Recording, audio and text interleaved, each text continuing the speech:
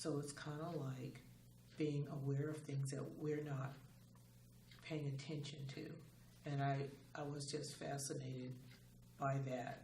And it just makes me wonder, like, what are we missing by not really being aware of what we're doing? And so that's why I don't understand why, you walk by people and they act like you're not there. Then, it's kind of like, am I really not there or what?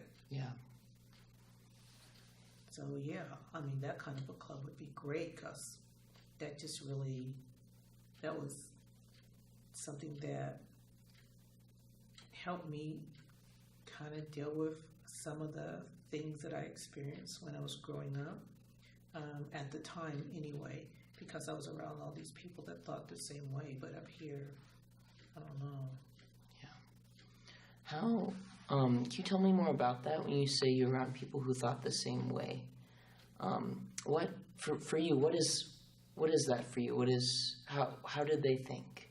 Well, in the book club specifically, they were open. They were questioning things, and it was okay for people to express their opinion, and they wouldn't be judged. I mean, I didn't express my opinion because, I was just getting into it, and I was just kind of in awe of everything, but they felt comfortable enough to express their opinion, and then people would discuss it, but they didn't shut them down because they thought something was different. So it's a safe place. Yeah, it was a safe place. Okay. Sounds like we need to find more safe places like that for you here in Seattle, huh? That would be really great if I could find some place, because then I think it would make me be able to sleep and not think about the past. The stuff that I, went through. I'm sure everybody has stuff they went through, but for some reason, it's starting to all come back to me because I have all this time, and I don't like those thoughts. Yeah. What thoughts are coming back to you? Well, so I have a couple of twin brothers that are older than me, and then it's just me. And I just kind of felt like I was a shadow when I was growing up because my parents spent all their time, kind of catering to my brothers, and seems like when I wanted to do something, there was no money. My brothers, they went into the military early. One went into the Air Force, one went into the Army. They ended up going to college because they wanted to. When I asked my parents about going to college, they told me there was no money. Well, the military paid for my brothers to go, but heck, there was only one child left at home, and you can't even help me go to college. They told me I'd have to pay my own way. I would need to get a job. And that's why I got a job initially, when I was telling my neighbor I was looking for work, but I couldn't save up enough money to go to college. I mean, that's really pricey. Yeah. But my brothers, they went to college, and they were very successful in their careers. One's a social worker now, and the other one is a minister, and they're both married, they have kids, they're doing really great. And when I was at home, that's all I heard, my mom especially, your brother's this, your brother's that, their wives, their kids, just constantly talk about them. And it's kind of like, well, what about me? I'm here too. I was the one that helped my mom when she was sick. My mom was diagnosed with cancer, with breast cancer. And, so my dad, he was an alcoholic. And he wasn't, he was fine when he wasn't drinking, but when he was drinking, he wasn't a very good person. He was abusive. My mom, when she was diagnosed, he decided to go to AA, and then things changed. He got better. I'll just put it like that. Okay. So he wasn't as abusive as he was when he was drinking, but there was nowhere for me to go but to my room. I couldn't like really get away because that's where I lived. Yeah, and was this when your brothers were at college? There was some when they were there too. Okay. Who knows? Maybe that's why they left. I don't know. But like I said, they catered to my brothers. That's all I would ever hear. Yeah. You know?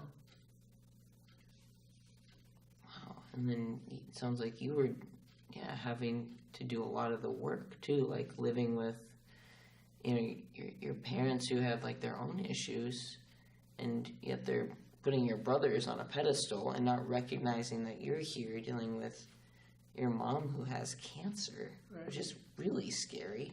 Yeah. And your dad who has an alcohol problem.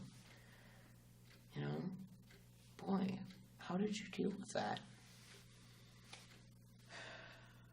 Not very well, I don't think.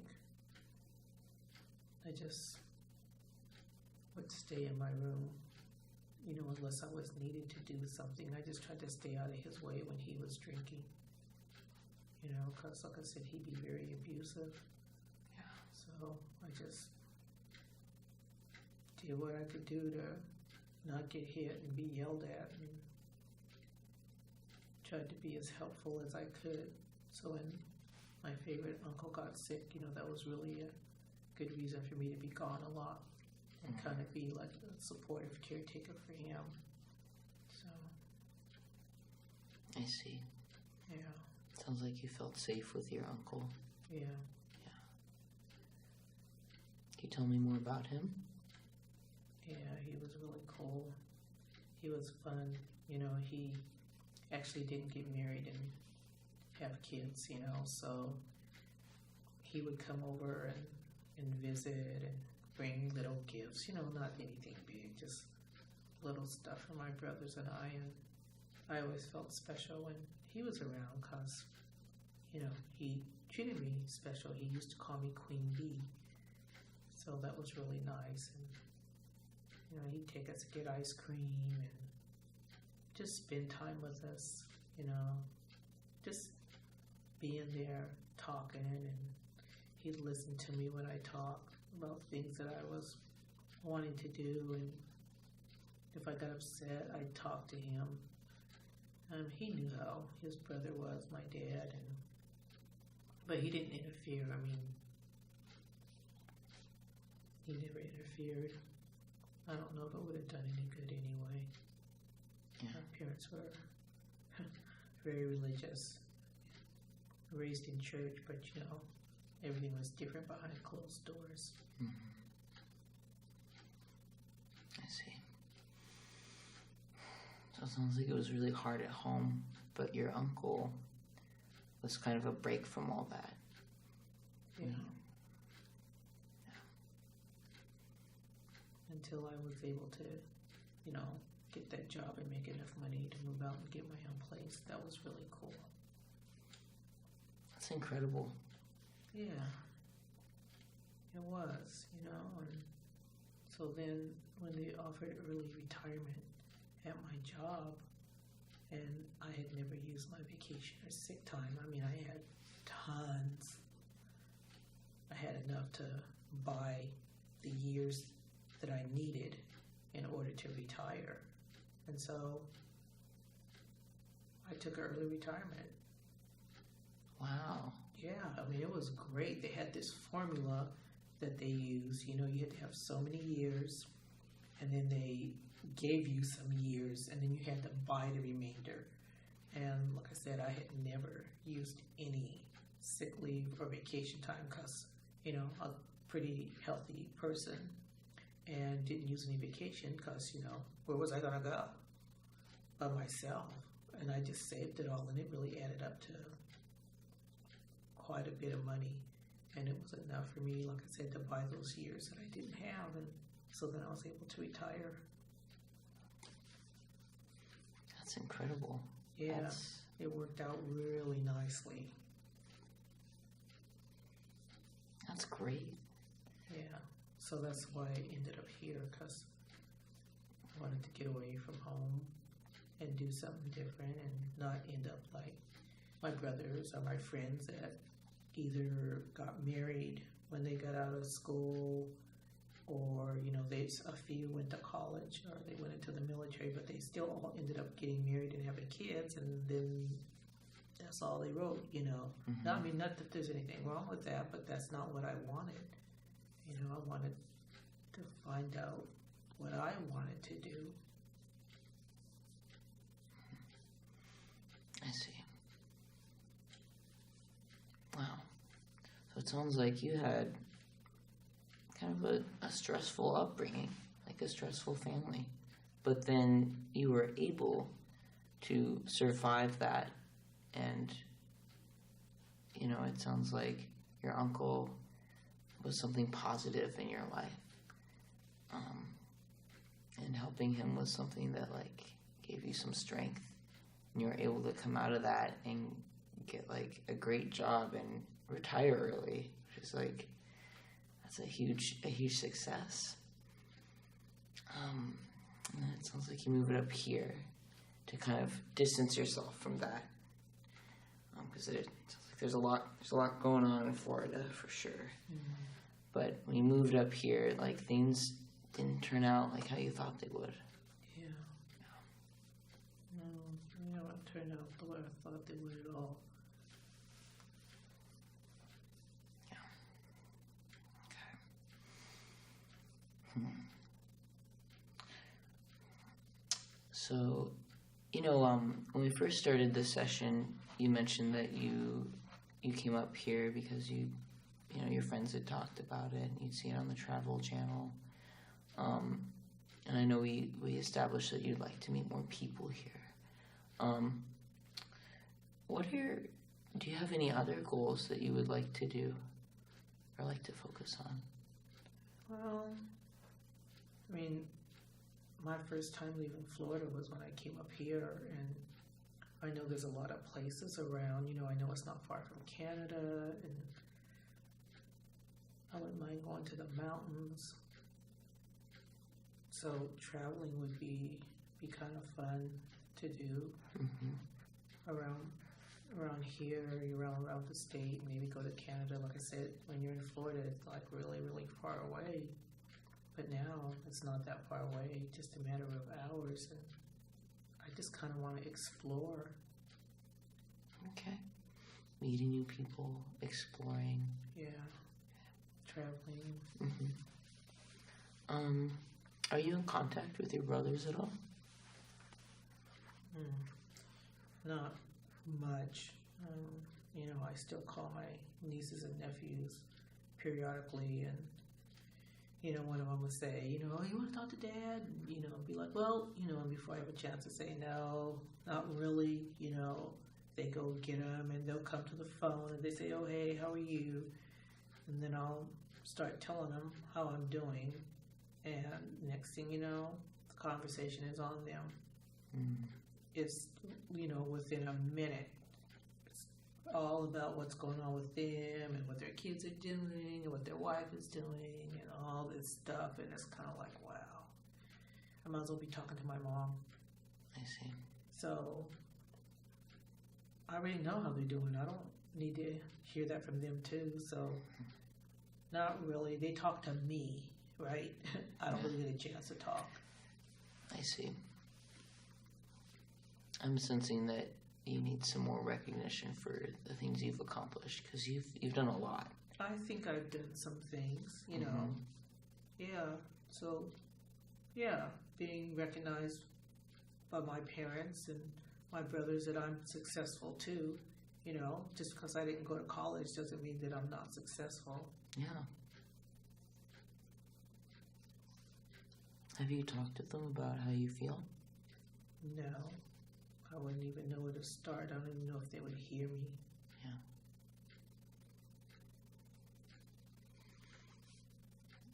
Is that something you'd ever consider working towards? Maybe. I'm not against it, but I don't feel comfortable trying to do it now. Yeah. Okay. That's fair. Okay. Well, about meeting up next week again? Sure, that would be great. Okay. And we can talk about more. I'd like to continue talking about your family and your relationships. And then meeting more people in Seattle. Okay? Okay. Sound like a plan? Yeah. Awesome. It was nice to meet you today. Okay, you too. All right. Cool. Okay. All right. I'm a student again. Okay. Okay. So how do you think things went? It was okay. I wasn't. Yeah, I was like trying to dig. I wasn't quite sure what was going on. Yeah. Okay. I felt like as a therapist probably. Yeah, I don't have a theoretical orientation or anything picked out, so I was kind of just trying to do a lot of like rapport building and active listening. So I think, I don't know, I had some goal setting going on, but yeah, I mean, you opened up a lot, so that was good. Why do you think I opened up a lot? I wasn't saying anything. Okay, I have to ask you a question first, though. So, have you had any experience working with people? Mostly kids. So you have? Yes. Okay. Yes. So kids like what age range? Like, kids 6 to, like, 14. Okay. Yeah. I do a lot of I work residential, so I work at weather. So generally, like, talking with them, it's more like crisis intervention stuff. Very, like, in the moment, quick, like, okay, what's your problem? Like, I default to a lot of problem solving, which I was trying really hard not to do in this session, but I could sense myself kind of going there a lot, which is something I need to work on. So tell me, how did it feel working with an adult with having background working with children? There's a lot more information to take in for sure, and I wasn't sure because there's, the client has a focus, and I wasn't, like, balancing the client focus with, like, where I thought they needed, were issues they needed to explore was kind of difficult. So let me tell you where I'm at. Your body language was awesome. You're leaning forward. You had excellent eye contact. You were nodding. Had your facial expressions went along with what you were saying. When you said something that sounded concerning to you, your face looked concerned. You smiled a few times. You were empathetic, sympathetic, compassionate. And I'm thinking, okay, so it was obvious you were comfortable. Very obvious to me that you were comfortable and that you were right here in the moment dealing with the situation. So that's why I was thinking, I said, you got training from something, because you're like all into this. You don't have any notes. You were repeating back things that I said. It was apparent that you were listening, because we talk about something, you get information, then you come back and you repeat it. So you were kind of summarizing throughout. At the end, there was the general summary about what our next steps were. But throughout the session, you were basically kind of summarizing what you heard. So you said da-da-da-da, and then I would add more to it. So it was so interesting because there was a lot of openness.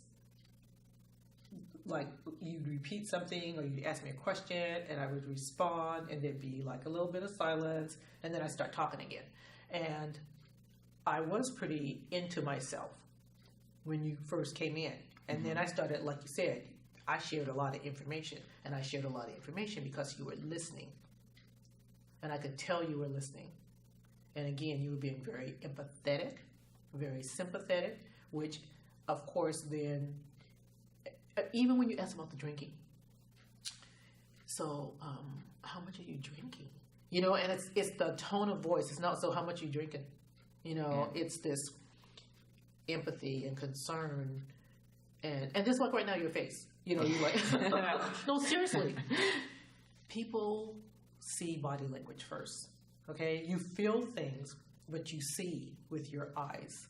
And when a person appears to be compassionate and understanding where you're coming from, you're going to get a lot more. You do have to be careful too, because that person may become attached to you because of that compassion and empathy that they're expressing, that you're expressing. And so some point in there, you need to come up with your boundaries. Mm-hmm.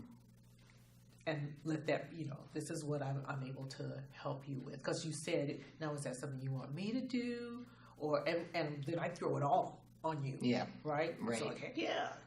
Yeah, right? And that enabling thing. Right. I don't want to do that. Right. Yeah. But no, I'm just blown away, honestly, with the way that you handled it. I mean, it was great. When you walked in, I'm like, I don't have no paper.